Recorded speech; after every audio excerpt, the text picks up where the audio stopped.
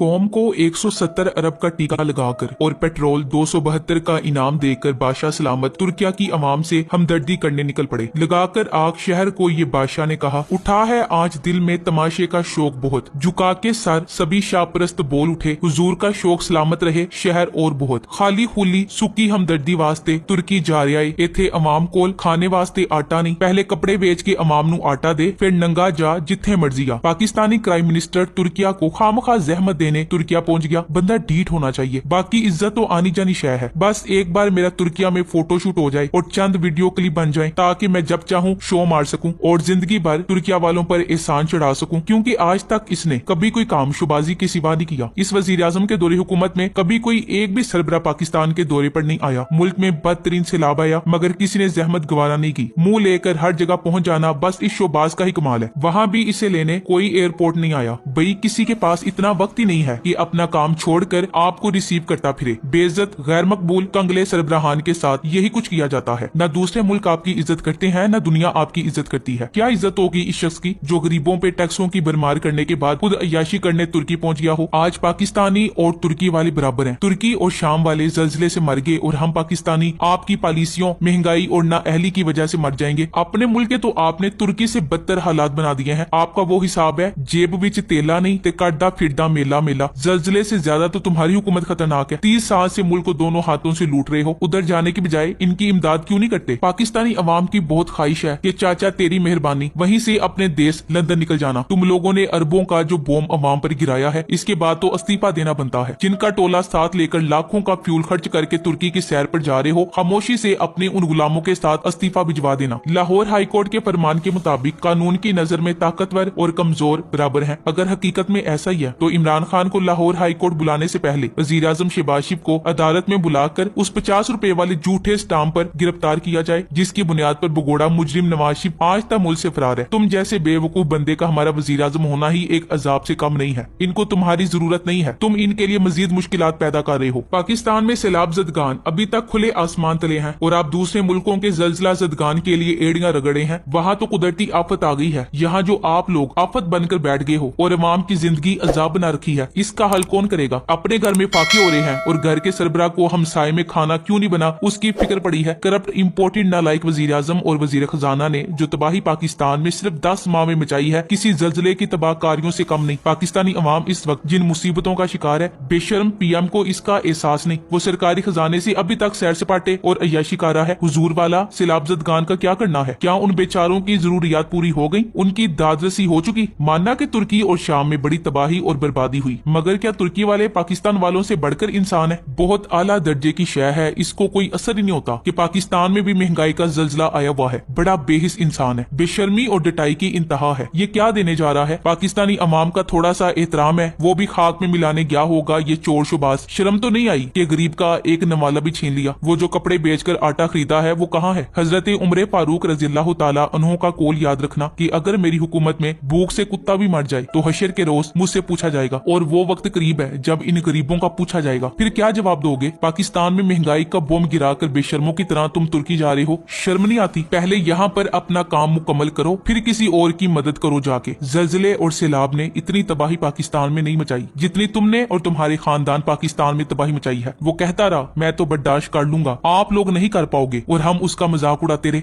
तुर्किया में जल्जला की सूरत में अजाब आया है और पाकिस्तान में शरीफ खानदान अजाबे इलाही की सूरत में। जनाब शहबाज साहब, आप अपने दौरे का मकसद ही बता दें गरीब अवाम को, क्योंकि अवाम का लाखों रुपया इस दौरे पर खर्च किया जा रहा है तो अवाम ये पूछने का हक भी रखती है। अपने मुल्क में महंगाई का बुहरान देखो। गयूर तुर्क को आपकी जरूरत नहीं है, वो अपने लिए खुद ही काफी है। एक पाकिस्तानी के लिए इस वक्त आप एक जोकर से ज्यादा कुछ नहीं हो। जब एक पाकिस्तानी आपको देखता है तो वजीर आजम को नहीं बल्कि एक जोकर को देखता है, एक कोडू जो लकी ईरानी सर्कस में होता है जिसे देखते ही हंसी आ जाती है, मगर अवाम को अब आपको देखकर रोना आता है। मुबैना तौर पर शहबाज शरीफ तुर्की जाने पर बजीद इसलिए था कि तुर्की में इनका शमसी तवानाई के बिजनेस है जो सलमान शहबाज के जेरे निगरानी है और वो जल्जले में बहुत बुरी तरह से मुतासिर हुए हैं। इनमें से एक फैक्ट्री मुकम्मल तौर पर तबाह हो गई है। मुबैना तौर पर ये वही फैक्ट्री है जिसकी वजह से पाकिस्तान में सोलर पैनल महंगे हो रहे थे, जिसको कुछ अरसे बाद पाकिस्तान में लॉन्च करना था और इससे खरबों रुपया कमाना था। अल्लाह यह जो बिरूने मुमालिक में इनके सारे बिजनेस तबाह करे, जो बरतानिया, Panama, Dubai, south Africa Africa, Malaysia, Singapore, Israel और यूरोप में है, सब तबाह हो। मिस्टर बेखारी, इधर पाकिस्तानी अवाम का दिवालिया निकल गया है, लेकिन तुम्हारी ये शौकियां खत्म नहीं होती। जिधर जा रहे हो